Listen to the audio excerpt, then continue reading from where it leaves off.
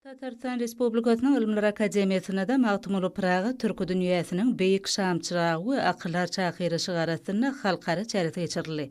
Çäreň öňü siratyna türkmen halkynyň medeni mirasyny aýratyn orun tapýan ençeme aýratynlyklaryň ýagny türkmen milli egneşikleriniň, milli saz-urallarynyň türkmen taryhyna onuň egtilmez medeniýetine sungatyna bagşlanan kitaplaryň sergisi guruldy. Şeýle-de seriýeň dowamynda akyllar çakyryň goşgulary ýanglandy.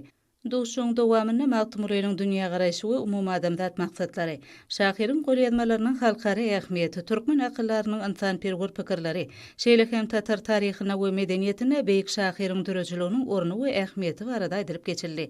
Şeýle-de Pragaýyň eserlerine beýan edilýän medeni diplomatiýany ulanma arkaly şol döwrüň halklarynyň arasyndaky dostlukly gatnaşyklary berkitmekdäki ähmiýetine aýratyn üns berildi. Çykyş edenler türkmen şahyrynyň tatar medeniýetine we edebiýatyna ýokary ornunyň bardygyny bellädiler.